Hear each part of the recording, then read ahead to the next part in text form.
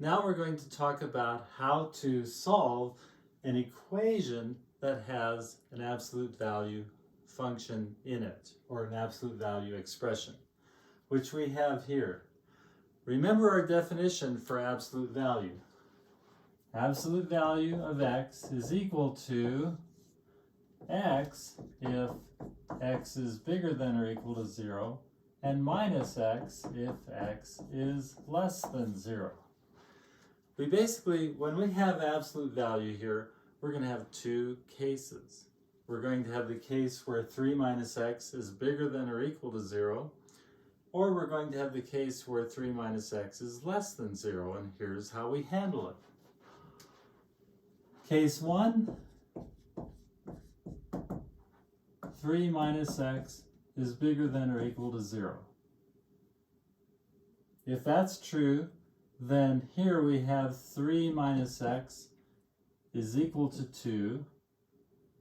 Subtract 3 from both sides, and we get negative x is equal to negative 1, which means multiplying through by a minus 1, because remember in my toolbox, if a equals b, then AC is equal to BC, multiplying through by C in that case, and I get x is equal to 1. Put a box around it, we'll check it later. Let's go to the second case. Case 2 is 3 minus x is less than 0. If that's true, then I'm going to go to my definition. Absolute value of x is going to be then minus 3 minus x is equal to 2. Now I've gotten rid of the absolute value signs because I'm taking this second case right here by slapping a minus on it. When I do that, I get minus 3 plus x is equal to 2. Adding 3 to both sides gives me x equals 5. So I have two solutions here. Now let's check and see if they work.